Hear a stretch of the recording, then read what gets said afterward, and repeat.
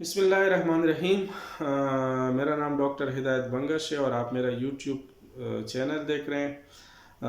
آج بات کرتے ہیں، آپ کو پتہ ہے پولینڈ کی۔ پولینڈ ایک ایسی کنٹری ہے جو شنجن میں ہے، اور یہ آپ کہہ سکتے ہیں کہ یورپ کے ساتھ ایک گیٹ وے ہے دوسری کنٹریز میں یورپ کے لیے۔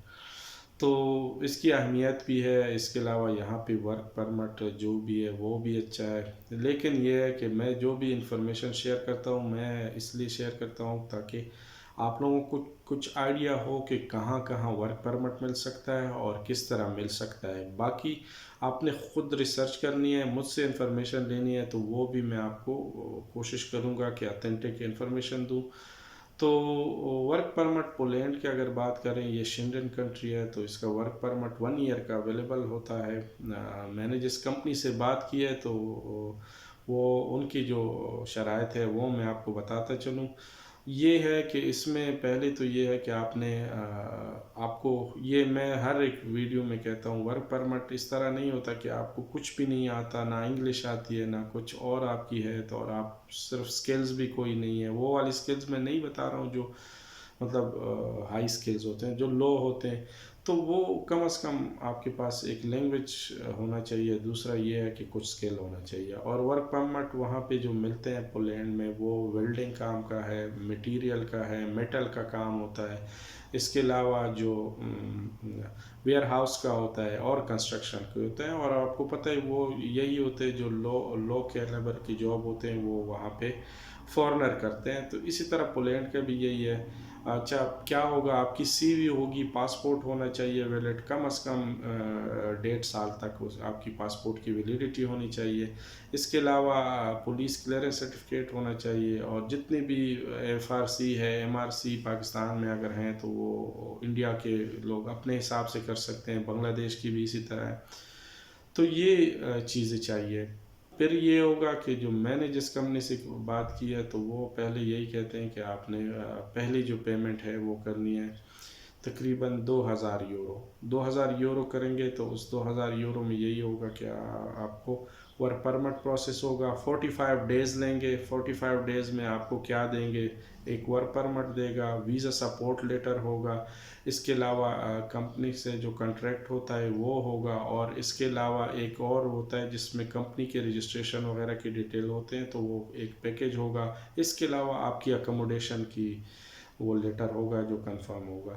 تو یہ ساری چیزیں آپ کو پیکیج میں دیں گے۔ جب پیکیج آئے گا تو اس کے بعد آپ نے ڈی ایچ ایل کے 100 یورو پے کرنا ہے، اور وہ 100 یورو میں آپ کو یہ ہوگا کہ ڈی ایچ ایل کا کوریئر آپ کو سینڈ کر دیں گے۔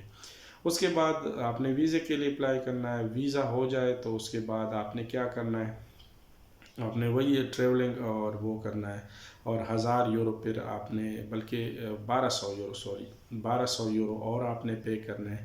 تو 1,200 یورو یہ ہو گئے، 2,000 وہ، تو تقریباً 3,300 سے لے کے 3,500 یورو میں آپ کا ورک پرمٹ ہو جائے گا۔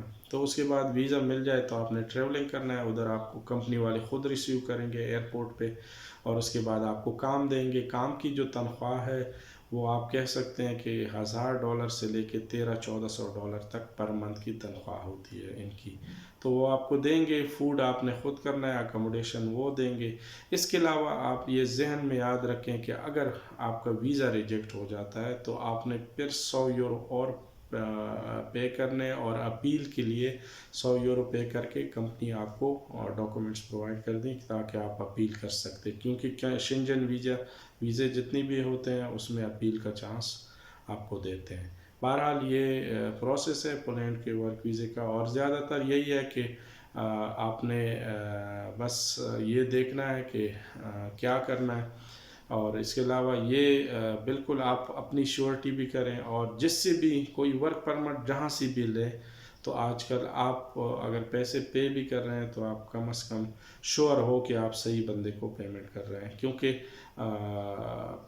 آج کل کے زمانے میں بہت اس طرح کے ہوتے ہیں کہ فراڈ ہو جاتے ہیں، تو بیچارے لوگ پھنس جاتے ہیں۔ میرے پاس کافی کیسز ہیں، انشاءاللہ اس پہ بھی ویڈیو بناؤں گا۔ اس بندوں سے میرا رابطہ ہو رہا ہے، مختلف لوگوں سے جو فراڈ وغیرہ ہوتے ہیں، تو انشاءاللہ ان سے مل کے ہی میں ویڈیو بناؤں گا، بہرحال جب ان سے ملاقات ہوگی۔ لیکن सिंपल मकसद ये है कि पोलैंड का वर्क परमिट इशू होता है। तो मेरा मकसद यही है कि आपको जितनी भी वर्क परमिट है उनसे आगाह कर दूं।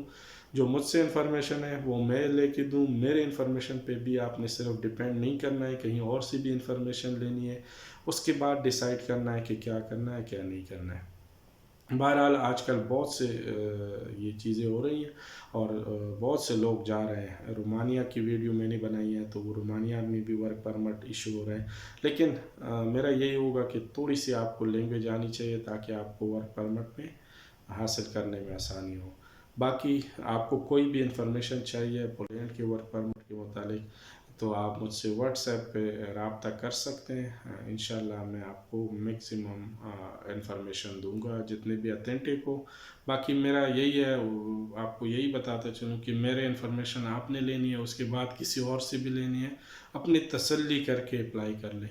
इंशाल्लाह नेक्स्ट वीडियो में तुर्की के एक कंपनी है, वो उस बंदे से मेरी बात हुई है तो उसकी भी मैं डिटेल लेके आपसे शेयर करूँगा। लेकिन मेरा यही है कि जितने भी मैं करूं तो आपने अप्लाई करना है मेरे थ्रू या जिसके थ्रू भी करना है, अपनी श्योरिटी ज़रूर करें, उसके बाद अप्लाई करें और अप्लाई अपने रिस्क पे करें। क्योंकि आपको पता है कोई भी किसी चीज़ की वो नहीं दे सकता। मुझसे भी बहुत से लोग राब्ते करते हैं, वो कहते हैं कि डन बेस पे, तो मैं उनको यही कहता हूँ कि डन बेस पे कोई चीज़ नहीं होती, क्योंकि एम्बेसी में किसी का बाप नहीं बैठा होता है और ना ही ये डन बेस। हाँ, अपनी इख्तियात और श्योरिटी ज़रूर करें। बाकी इंशाल्लाह मुझसे जो भी होगा व्हाट्सएप पे आप मुझसे रब्ता कर सकते हैं, तो इंशाल्लाह मैं आपको मशवरा फ्री ऑफ चार्ज दूंगा। बाकी एजेंटों से जो होते हैं ना, जो कहते हैं कि डन बेस ये चीज़ें, इनसे थोड़ा सा एहतियात कर लें। थैंक यू, अल्लाह हाफिज़।